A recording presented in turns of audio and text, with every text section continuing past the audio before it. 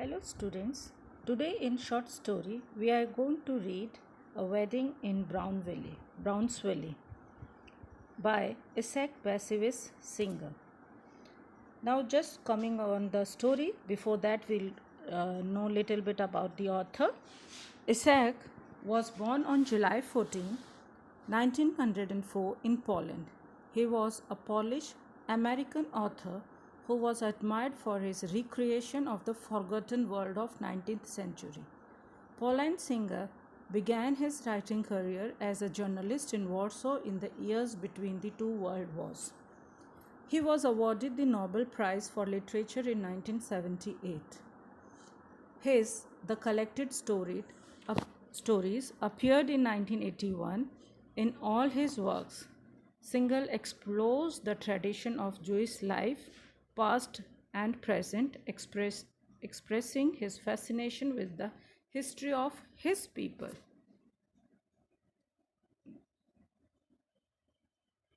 Now, before coming on the story, we'll just know about the story. A Wedding in Brownsville by Isaac Bashevis Singer is a story about Dr. Margolin. It was the time when Nazi leader Hitler they were forced to go out of that place, exterminated and whipped the Jews out from Germany and Poland.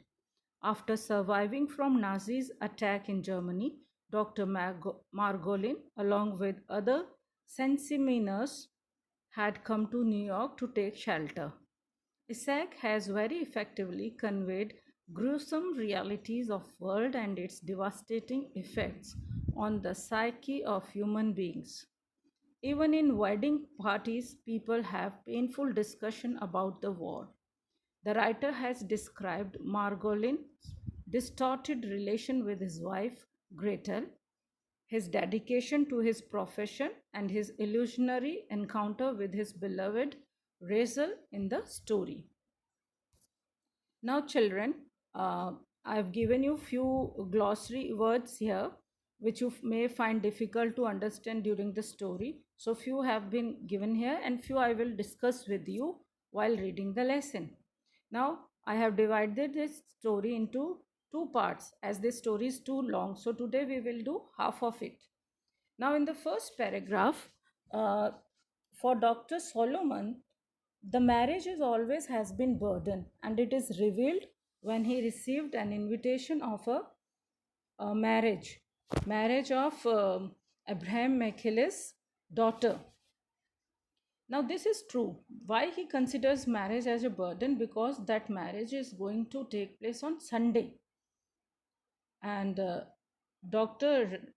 Solomon's responsibilities to the community made him occupied throughout the week, and it was only Sunday evening which he got to spend with his wife Gretel. Now it was Sylvia, Abraham Michaelis' daughter, youngest daughter's marriage, and for that, Gretel denied in going to that marriage. She said she won't like to be carted off to in Old Brownsville. Old Brownsville means here means that place which is out of or remote from the city. He wants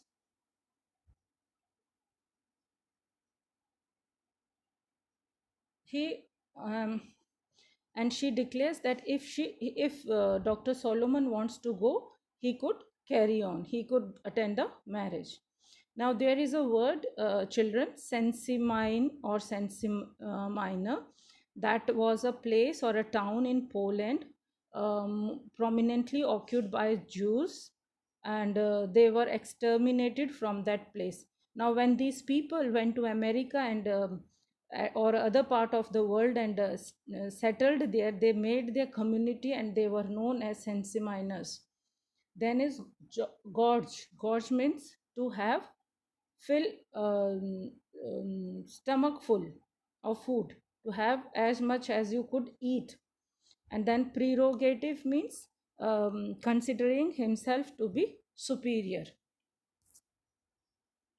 Now in second paragraph we come to know that when Gretel declares him to be a prerogative, He admits, Dr. Solomon admits that his wife is true.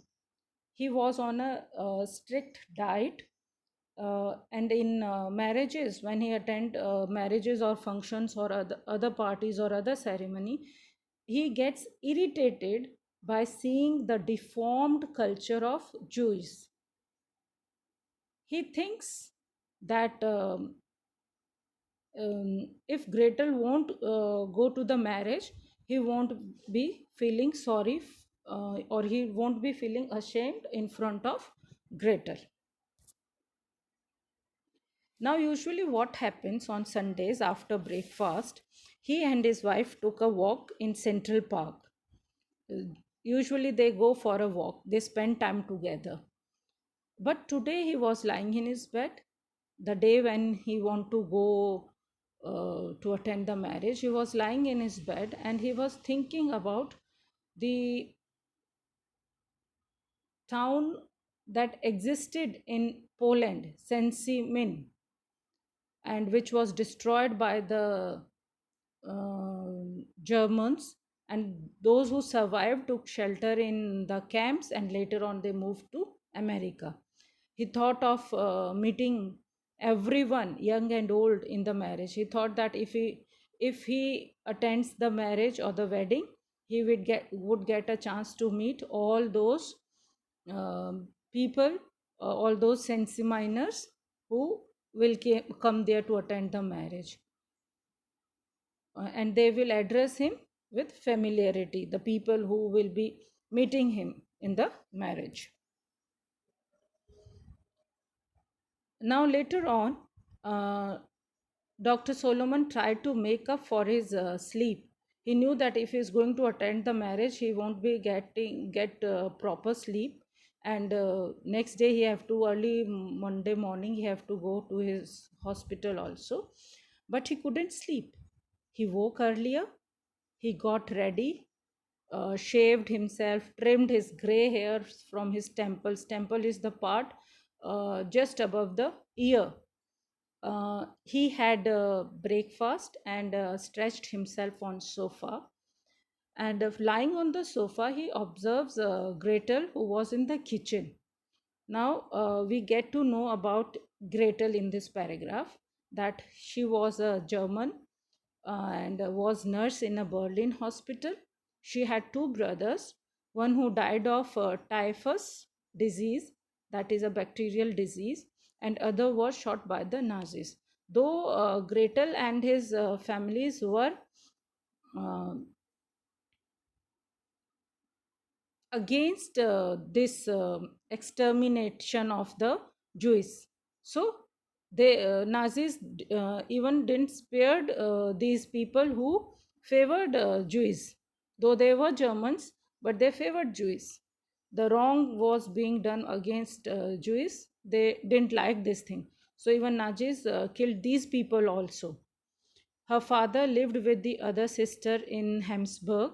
Gretel would send money to his father, and later on we come to know in this paragraph that Gretel had totally adapted herself to Jewish atmosphere, culture, and most of the time, whenever she talks with the Dr. Solomon, she laments the Nazis catastrophe done to the Jews.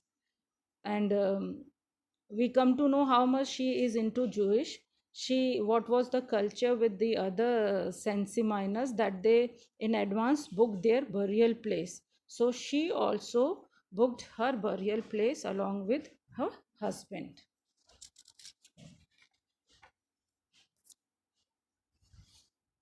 Now Dr. Solomon thinks about himself. He thinks that he has done well. He was a reputed figure there. He was a successful person. He was a wealthy.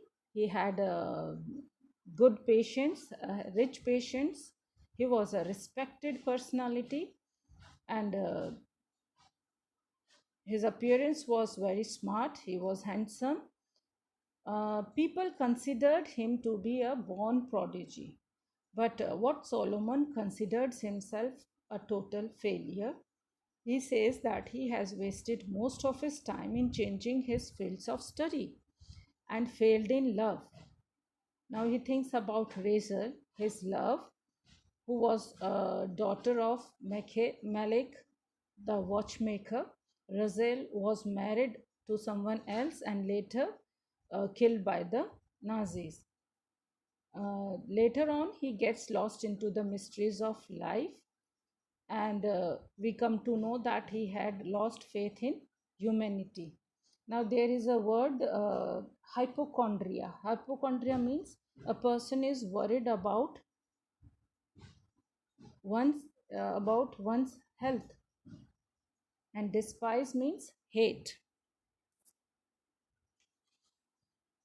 Now, when he was lost into his thoughts, Gretel comes and asks him what he would wear for the marriage.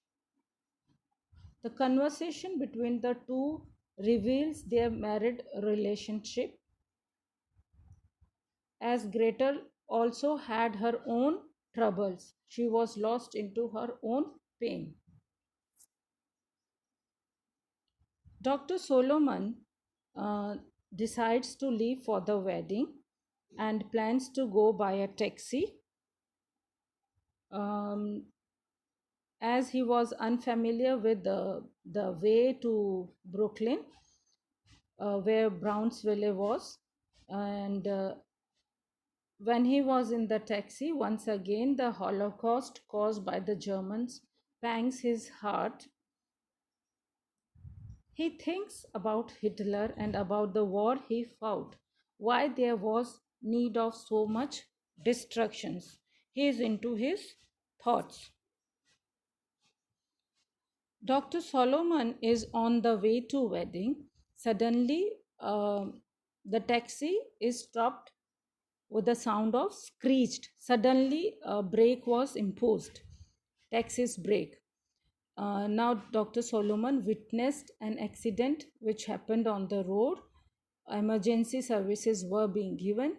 He noticed a wounded man lying on the stretcher who was being taken to hospital.